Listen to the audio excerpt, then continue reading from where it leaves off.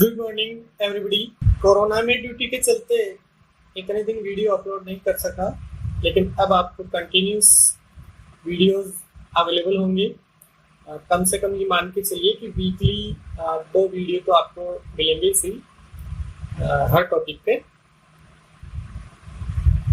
तो चलिए बिना कोई टाइम वेस्ट किए आज के टॉपिक को हम शुरू करते हैं। और आज का टॉपिक है पॉलिटिकल साइंस के पार्ट बी के अंदर जो फर्स्ट इकाई है, इस फर्स्ट इकाई में 3 लेसन है। भारत के संविधान से रिलेटेड 3 लेसन है। फर्स्ट इकाई का नाम है भारत का संविधान, और इसके 3 लेसन में से आज हम फर्स्ट लेसन पर अध्ययन करेंगे। फर्स्ट लेसन है भारत के संविधान की विशेषताएं। तो चलिए शुरू करते हैं। आप भी अपनी बुक्स खोल लें, चाहे आप रेगुलर स्टूडेंट्स हैं या प्राइवेट स्टूडेंट हैं। आप इन वीडियोस के माध्यम से घर बैठकर आसानी से अपनी पढ़ाई कर सकते हैं और 12th के बोर्ड एग्जाम में अच्छे अंकों से आप उत्तीर्ण हो सकते हैं।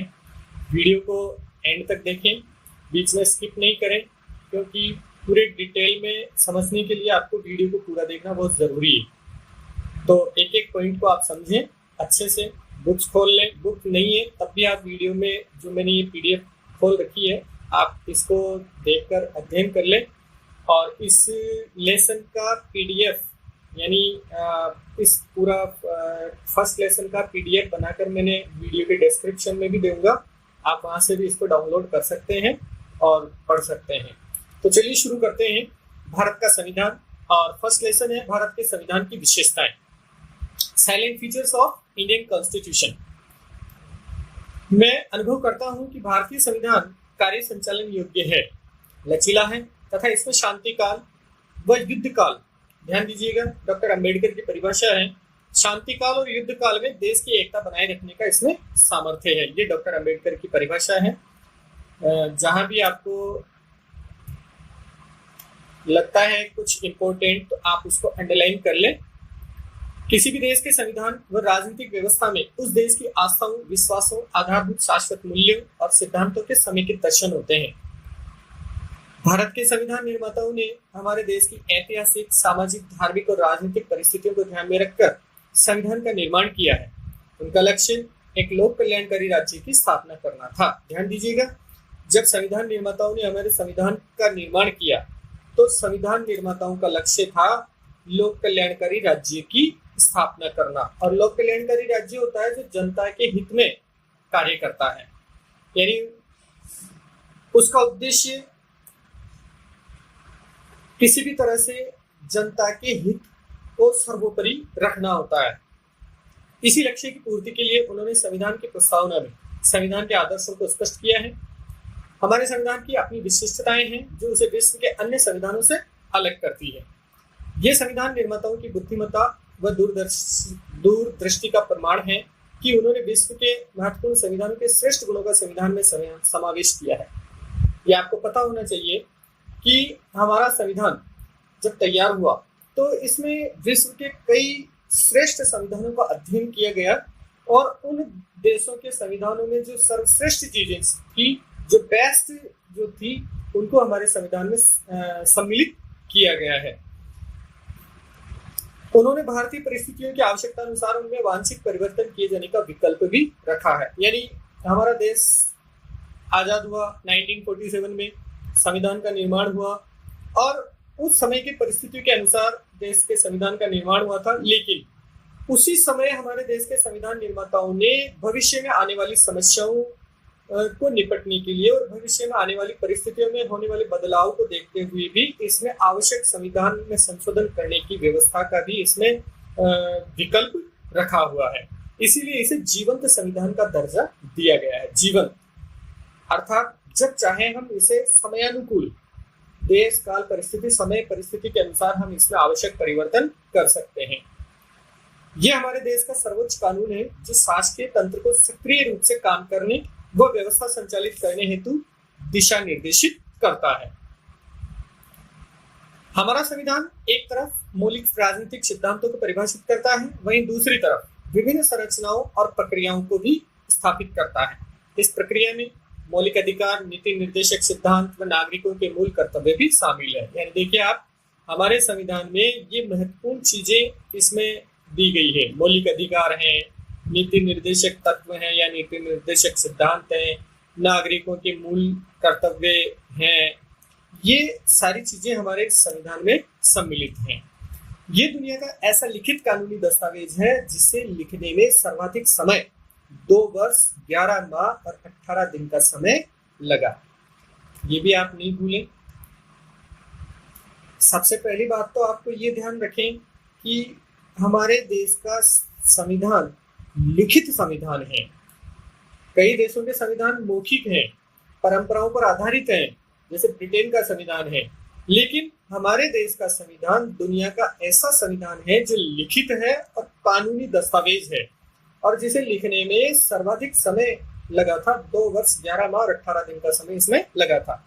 इसे एक संविधान सभा ने तैयार किया था। यानी जब देश आजाद हुआ था तो देश आजादी के समय संविधान निर्मात्री सभा का गठन किया गया और उस संविधान निर्मात्री सभा के द्वारा इस संविधान को तैयार किया गया। संविधान के मूल वैचारिक आधार की अभिव्यक्ति को अत्यंत संक्षिप्त रूप में प्रस्तावना शीर्षक में व्यक्त किया गया है।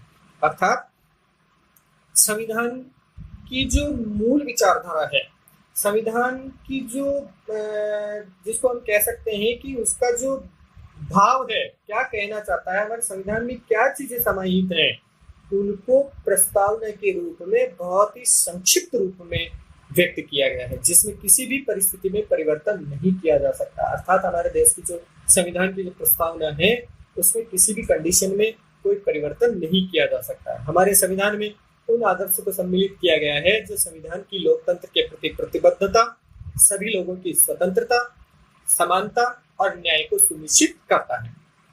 भारतीय संविधान की विशेषताएं मूलतः इसकी प्रस्तावना में व्याख्यायित सिद्धांतों व आदर्शों का विस्तार ही है। ध्यान दीजिए, हमारे संविधान की विशेषताएं क्या है? जो इसकी प्रस्तावना में जो व्याख्या की गई है, प्रस्तावना में जो सिद्धांत और मूल्य, जो आदर्श इसमें समाहित किए गए हैं, वो ही सब कुछ हमारे देश के संविधान की विशेषताएं हैं। अब हम एक एक करके हमारे भारतीय संविधान की विशेषताओं को एक एक करके विस्तृत रूप से हम देखेंगे।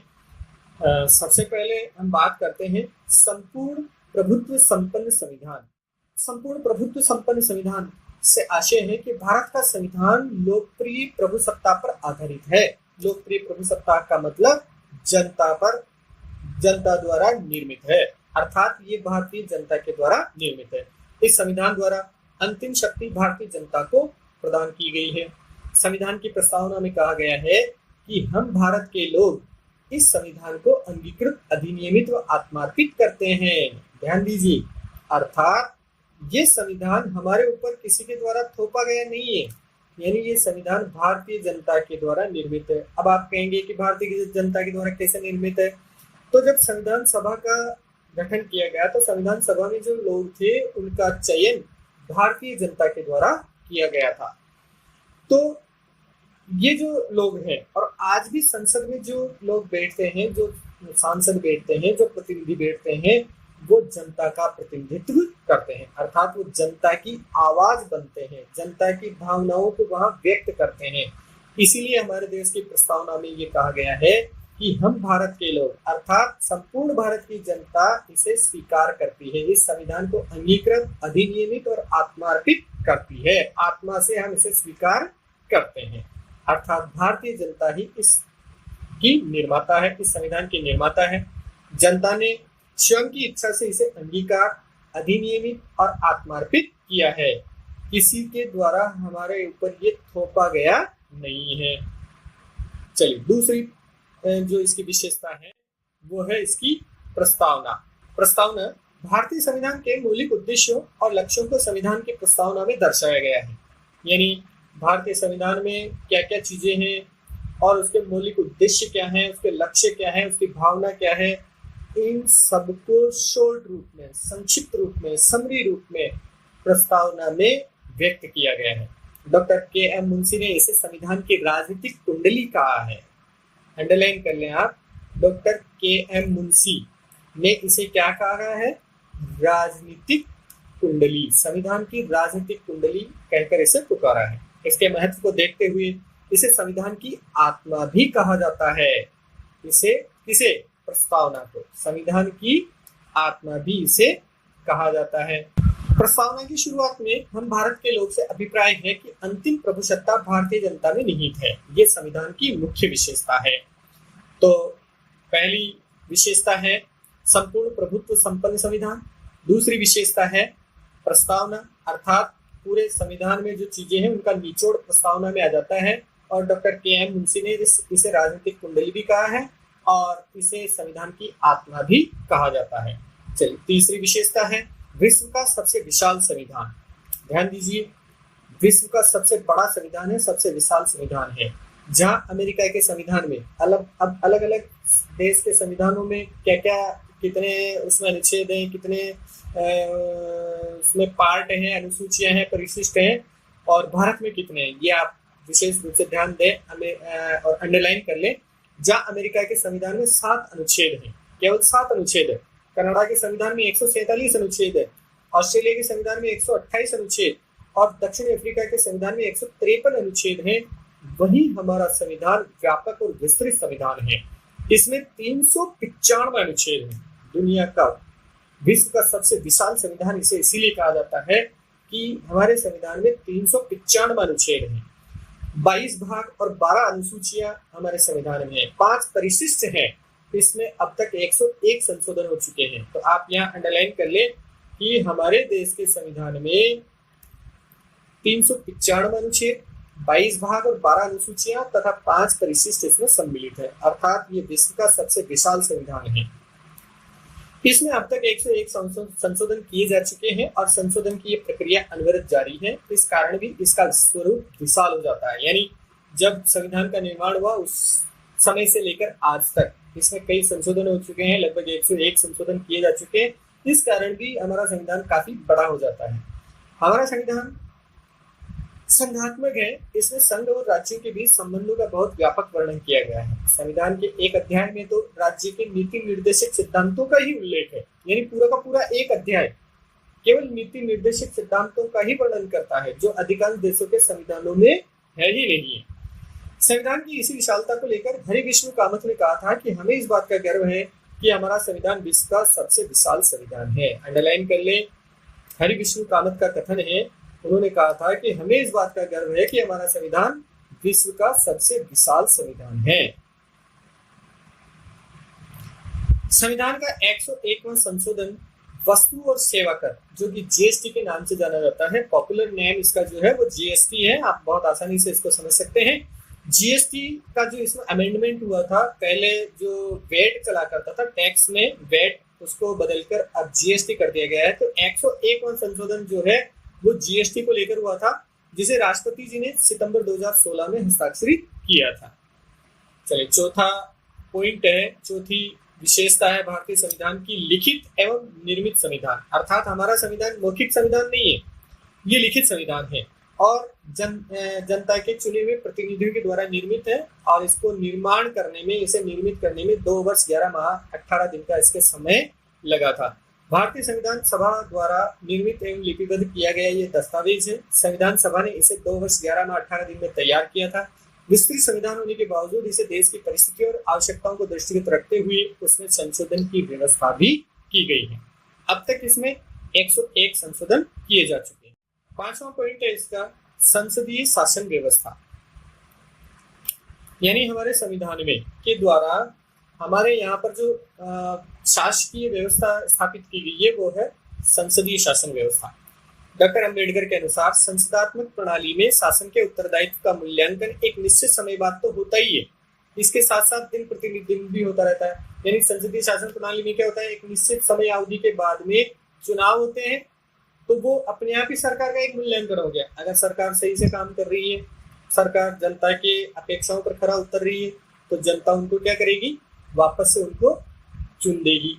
तो ये इस प्रकार से डॉक्टर अंबेडकर कहते हैं कि संसदात्मक प्रणाली में शासन के उत्तरदायित्व का मूल्यांकन एक निश्चित समय बाद तो होता ही है, इसके साथ साथ दिन प्रतिदिन भी होता रहता है। इस प्रणाली में कार्यपालिका व्यवस्थापिका के प्रति सामूहिक रूप से उत्तरदायी होती है, यानी कार्यपालिका जो है वो व्यवस्थापिका के प्रति सामूहिक रूप से उत्तरदायी होती है। राष्ट्रपति का पद गरिमा और प्रतिष्ठा का पद कहलाता है, पर उसकी स्थिति संवैधानिक प्रधान की है। वास्तविक शक्तियां मंत्रिमंडल के द्वारा प्रयोग की जाती है। ये जब अपन अलग से एक और लेसन पढ़ेंगे, प्रधानमंत्री की शक्तियां, राष्ट्रपति की शक्तियां, इनके बारे में जब हम पढ़ेंगे तो वह आपको बहुत आसानी से समझ में आएगा कि हमारे यहाँ पर राष्ट्रपति का पद जो है वो सम्मानजनक पद होता है, गरिमा का पद होता है। संविधान के द्वारा उसे कई सारी शक्तियां प्रदत्त हैं, लेकिन फिर भी वो उन शक्तियों का प्रयोग खुद नहीं करता है, बल्कि उन शक्तियों का प्रयोग प्रधानमंत्री और उसके मंत्रिमंडल के द्वारा किया जाता है। संसद का विश्वास समाप्त होने पर मंत्रिमंडल को त्याग पत्र देना पड़ता है। इस व्यवस्था से प्रधानमंत्री ही मंत्रिमंडल का नेतृत्व करता है।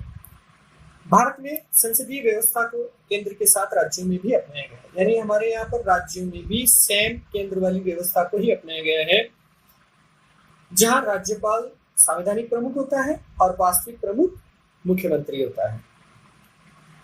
छठी विशेषता है संविधान की मौलिक अधिकार और कर्तव्य, यानी हमारे देश के संविधान में मौलिक अधिकार और कर्तव्यों की भी व्यवस्था की गई है। भारतीय संविधान में नागरिकों के मूल अधिकारों का वर्णन संविधान के भाग 3 में अनुच्छेद 12 से 35 तक किया गया है। अंडरलाइन कर लें आप, संविधान के भाग 3 में और अनुच्छेद 12 से 35 में मौलिक अधिकारों का वर्णन किया गया है, नागरिकों के मूल अधिकारों का वर्णन। संविधान निर्माताओं ने 7 मौलिक अधिकार देश के नागरिकों को दिए थे जब संविधान का निर्माण किया गया था। अब आप कहेंगे कि तो 6 ही मूल अधिकार हैं, तो आप बिल्कुल सही हैं। एक मूल अधिकार को हटा दिया गया है, संपत्ति का जो अधिकार था उसको हटा दिया गया है और 6 मूल अधिकार हैं। लेकिन संविधान निर्माताओं ने संविधान निर्माण के समय 7 मौलिक अधिकार देश के नागरिकों को दिए थे, जिसमें पहला है समता का अधिकार, दूसरा स्वतंत्रता का अधिकार, तीसरा शोषण के विरुद्ध अधिकार, चौथा धार्मिक स्वतंत्रता का अधिकार, पांचवा संस्कृति और शिक्षा संबंधी अधिकार, छठा संवैधानिक उपचारों का अधिकार और सातवां था संपत्ति का अधिकार।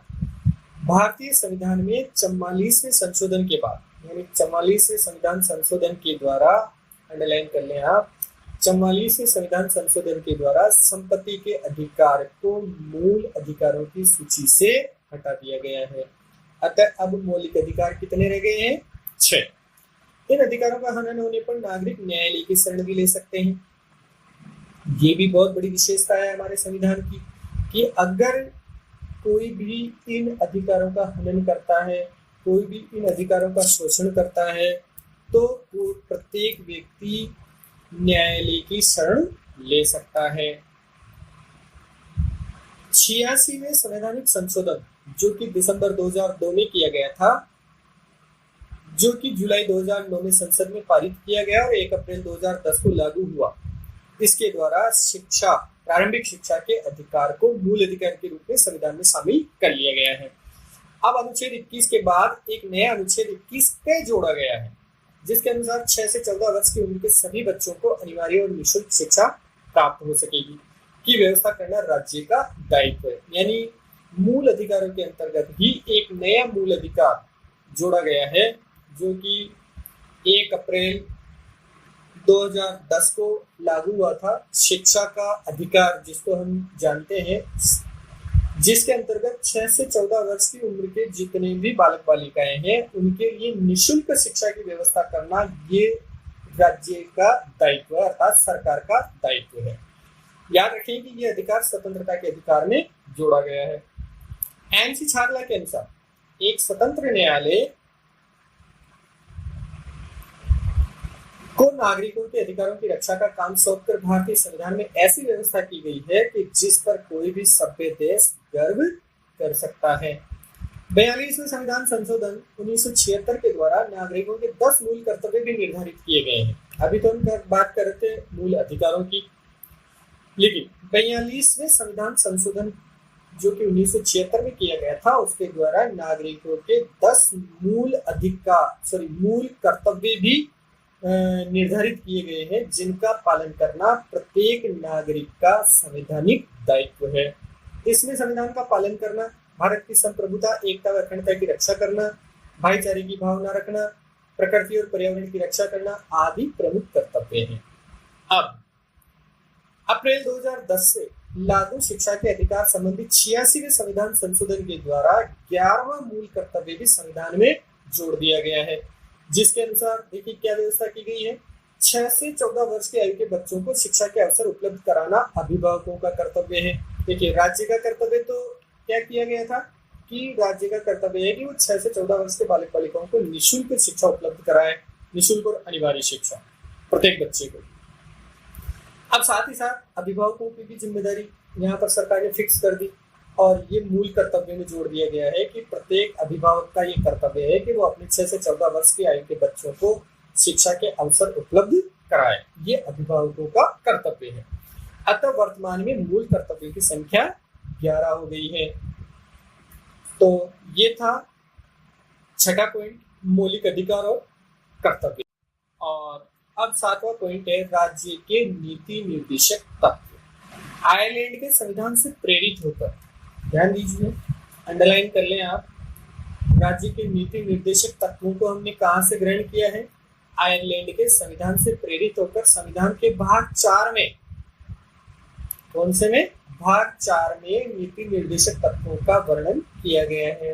राज्य के नीति निर्देशक तत्व वे विचार हैं जो भविष्य में बनने वाली सरकारों के समक्ष पथ प्रदर्शक की भूमिका का निर्वाह करते हैं। अंडरलाइन कर लें आप यहाँ पर, यानी ये जो है नीति निर्देशक तत्व, ये राज्यों के लिए एक गाइडलाइन का काम करते हैं, पथ प्रदर्शक का ये काम करते हैं। यद्यपि इनके क्रियान्वयन के लिए सरकार को बाध्य नहीं किया जा सकता है, यानी ये स्वैच्छिक है, ये न्यायालय में वाद योग्य भी नहीं है। ऐसा नहीं है कि अगर राज्य या सरकारें जो है वो अगर इनका पालन नहीं करती हैं तो आप उनके खिलाफ वाद दायर कर सकते हैं, ऐसा नहीं है। लेकिन चूंकि वर्तमान में सभी सरकारें जो है लोक कल्याणकारी सरकारें हैं, लोक कल्याणकारी राज्य हैं और ये उनके लिए आवश्यक हो जाता है कि वो इनकी उपेक्षा नहीं करें, अर्थात जनता की अपेक्षाओं पर वो खरा उतरे, जनता के लिए, जनता के हितकारी कार्य वो करें, लोक कल्याणकारी कार्य वो करें। तो ये राज्य के नीति निर्देशक तत्व भी हमारे संविधान में दिए गए हैं भाग 4 में। 8वां पॉइंट है समाजवादी राज्य, अर्थात हमारे यहाँ पर पूंजीवादी शासन व्यवस्था स्थापित नहीं की गई है, हमारे यहाँ है समाजवादी शासन व्यवस्था, समाजवादी राज्य, सोशलिस्ट स्टेट है हमारा। 42वें संविधान संशोधन 1976 के द्वारा भारत को समाजवादी गणराज्य घोषित किया गया है। यद्यपि मूल संविधान में ये शब्द प्रयुक्त नहीं था। जब संविधान की प्रस्तावना तैयार की गई, संविधान का निर्माण किया गया, तब ये शब्द उसमें प्रयुक्त नहीं था, लेकिन प्रस्तावना में ये शब्द भारतीय राज्य व्यवस्था को एक नई दिशा दिए जाने की भावना को दृष्टिगत रखकर इसमें जोड़ा गया है 42वें संविधान संशोधन 1976 के द्वारा। 9वीं इसकी विशेषता है वयस्क मताधिकार, अर्थात हमारे संविधान में वयस्क मताधिकार की व्यवस्था की गई है। हमारे देश के संविधान में 18 वर्ष की आयु प्राप्त प्रत्येक नागरिक को समान रूप से मताधिकार प्रदान किया गया है। यद्यपि मूल संविधान में आयु 21 वर्ष थी, जब देश का संविधान निर्माण हुआ था उस समय मताधिकार की आयु कितनी थी? 21 वर्ष। किंतु संविधान में 61वें संशोधन के द्वारा ये आयु सीमा घटाकर 18 वर्ष कर दी गई है। तो 9वीं इसकी विशेषता है वयस्क मताधिकार। 10वां पॉइंट है पंथ निरपेक्ष राज्य। भारतीय संविधान के अनुच्छेद 25 के अनुसार धर्म के क्षेत्र पंथ निरपेक्ष राज्य का तात्पर्य यहाँ पर है कि धर्म के क्षेत्र में प्रत्येक नागरिक को स्वतंत्रता प्रदान की गई है। धर्म के आधार पर किसी भी नागरिक से भेदभाव नहीं किया जा सकता है। राज्य का कोई आधिकारिक धर्म नहीं है, जबकि बहुत सारे देश जो हैं, बहुत सारे इस्लामिक कंट्रीज जो हैं, पाकिस्तान है, सऊदी अरेबिया है, अरब कंट्रीज में जितने भी देश हैं वो सारे के सारे जो हैं वो धर्म पर आधारित देश है। लेकिन हमारे यहाँ पर, हमारे देश में जो संविधान निर्माण किया गया उस संविधान में ये प्रावधान किया गया है कि हमारा देश जो है वो कैसा है? धर्म निरपेक्ष देश है। राज्य का कोई आधिकारिक धर्म नहीं है, किंतु भारत में यूरोपीय मॉडल की भांति राज्य और धर्म के बीच पार्थक्य नहीं है। संविधान राज्य को अधिकृत करता है कि वह धर्म से जुड़ी हुई कुरीतियों का निराकरण करने के लिए धार्मिक मामलों में मूल्य आधारित हस्तक्षेप करे, अर्थात यूरोपीय मॉडल की, जैसे हमारे यहाँ पर नहीं है कि धर्म और राज्य बिल्कुल अलग अलग हो, नहीं, हमारे यहाँ दोनों साथ साथ चलते हैं। अर्थात राज्य का ये दायित्व है कि अगर किसी धर्म विशेष में अगर कोई बुराइयां हैं, कोई कुरीतियां हैं, कोई भी गलत धारणाएं अगर प्रचलित हैं, तो उनका निराकरण करने के लिए राज्य कानून बना सकता है और उनको समाप्त कर सकता है। इसे प्रसिद्ध राजनीति शास्त्री राजीव भार्गव ने धर्मनिरपेक्षता का उसूली फासले का सिद्धांत कहा है। अंडरलाइन कर लें आप, उसूली फासले का सिद्धांत किसने कहा है? प्रसिद्ध राजनीति शास्त्री राजीव भार्गव ने धर्मनिरपेक्षता का उसूली फासले का सिद्धांत कहा है। और ये पंथ निरपेक्ष राज्य जो है वो अनुच्छेद 25 में इसका वर्णन किया गया है। अर्थात अनुच्छेद 25 में प्रत्येक नागरिक को स्वतंत्रता प्रदान की गई है कि वो किसी भी धर्म को अपना सकता है, किसी भी धर्म को ग्रहण कर सकता है, किसी भी धर्म को मान सकता है, ये उसे स्वतंत्रता है और राज्य का कोई आधिकारिक धर्म भी नहीं है। तो ये थी 10 विशेषताएं। एक बार वापस से हम रिवाइज कर लेते हैं इनको। पहली विशेषता, संपूर्ण प्रभुत्व संपन्न संविधान, अर्थात ये जनता के द्वारा निर्मित संविधान है, किसी के द्वारा थोपा गया नहीं है। प्रस्तावना यानी संपूर्ण संविधान की आत्मा प्रस्तावना के रूप में है, इसे राजनीतिक कुंडली भी कहा गया है के.एम. मुंशी के द्वारा। तीसरी विशेषता, विश्व का सबसे विशाल संविधान, विश्व के जितने भी देश हैं उन संविधानों का और भारत के संविधान का अगर तुलना करें तो सबसे विशाल संविधान है। 395 अनुच्छेद, 22 भाग, 12 अनुसूची और 5 परिशिष्ट इसमें सम्मिलित है। चौथी विशेषता, लिखित और निर्मित संविधान। 2 वर्ष 11 माह 18 दिन का समय इसको लिखने में, तैयार करने में लगा, इसलिए ये लिखित और निर्मित संविधान है, मौखिक संविधान नहीं है। पांचवी विशेषता, संसदीय शासन व्यवस्था, अर्थात यहाँ पर जो सरकारें हैं वो जनता के द्वारा चुनी जाती है। छठी विशेषता है मौलिक अधिकार और कर्तव्यों की स्थापना। सातवीं विशेषता है राज्य के नीति निर्देशक तत्व, आयरलैंड के संविधान से इसको लिया गया है। आठवीं विशेषता है समाजवादी राज्य। नवीं विशेषता है वयस्क मताधिकार और 10वीं विशेषता है पंथ निरपेक्ष राज्य। टोटल इस पाठ में 20 विशेषताओं का वर्णन इसमें किया गया है। आज 10 विशेषताओं को हमने आज इसमें पढ़ लिया है। बाकी की जो अगली 10 विशेषताएं हैं वो नेक्स्ट वीडियो में, अर्थात इस लेसन का जो सेकंड पार्ट तैयार करेंगे उसमें आपको पढ़ने को मिलेगा। तो चलिए ठीक है, आज तक के लिए इतना ही काफी। Good bye, thank you.